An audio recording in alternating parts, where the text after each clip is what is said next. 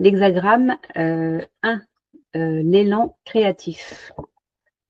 Alors, c'est encore un hexagramme puissant, hein, puisque vous le voyez sur le dessin.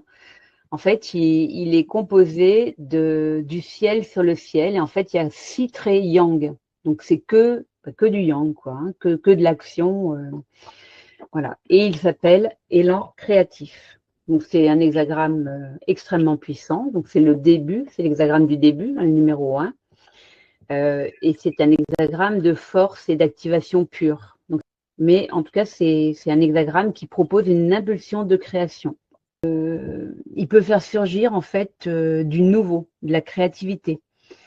Ce que dit le texte du jugement dans le Yiking, il dit élan créatif, fondamentalement favorisant. Il dit aussi ténacité profitable. C'est cette idée que s'il y a une structure déjà posée, c'est le moment d'être tenace et de continuer dans cette structure.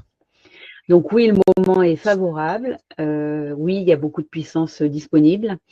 Et oui, il est tout à fait possible d'initier quelque chose. Mais le mot essentiel, je dirais, dans ce texte du jugement, c'est la ténacité. Pas d'excitation, pas d'emballement, pas de précipitation, de la persévérance et de la ténacité. Il faut vraiment être capable de tenir, de rester aligné dans la durée, de ne pas abandonner à la première difficulté et surtout de ne pas changer de direction tous les 3 jours. Et c'est là que l'hexagramme 1 va nous ramener à une vérité très très simple. Créer, c'est pas juste avoir une idée, mais c'est tenir l'énergie assez longtemps pour que l'idée prenne forme, pour que l'idée s'inscrive dans la matière. Et ça, c'est vraiment fondamental parce que c'est facile, en fait, de confondre inspiration et création. L'inspiration, c'est le début, mais la création, en fait, ça va demander cette présence, cette structure et cette constance pour la suite.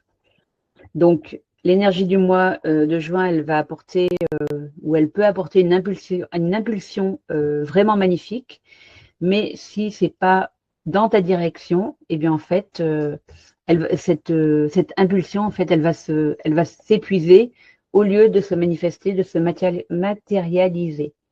Voilà. Si le bon ancrage n'est pas là, en fait, elle va brûler. Les clés génétiques de cet hexagramme élan créatif, c'est passer de l'entropie à la fraîcheur, puis à la beauté. Donc, il va nous amener un peu de fraîcheur, c'est pas mal. Donc, l'entropie, c'est quand l'énergie est complètement désorganisée. Hein, c'est quand c'est le bazar. En fait, quand il y a usure, quand ça part dans tous les sens. Quand tu as l'impression en fait d'être actif ou active, mais que rien ne devient vraiment vivant. La fraîcheur, c'est le moment où l'énergie va retrouver sa source. C'est le moment en fait où tu ne vas pas créer sous pression, mais tu vas créer depuis ton axe, ton alignement et toujours le vivant.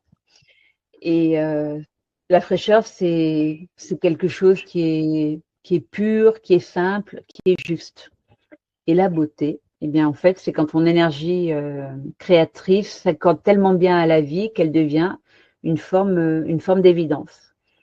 Donc, tu n'as pas besoin de forcer pour prouver. Tu crées parce que ça doit passer par toi. Et ça, en fait, c'est vraiment le message du mois. Hein. Depuis ton cœur, depuis ton axe, depuis ta clarté, depuis ta justesse. Et pas depuis un feu qui pourrait être un feu nerveux, pas depuis non plus une forme d'urgence et pas non plus depuis la peur de ne pas être assez. Ça, c'est important aussi, hein, parce que le feu, il amène cette capacité en fait à s'exprimer et voire à être visible aussi. Je te propose une phrase d'alignement. Donc, si tu veux noter cette phrase, c'est ma puissance vient de mon alignement et de ma direction. Et je dirais, entre parenthèses, pas de ma vitesse.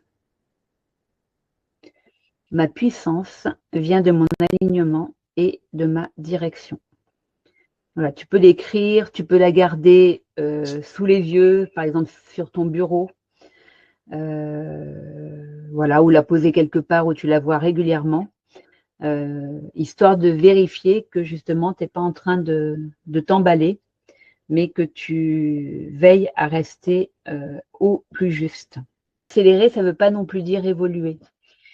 Ça peut, hein, bien sûr, ça peut amener vers plus d'évolution, mais ça peut aussi amener vers plus d'épuisement.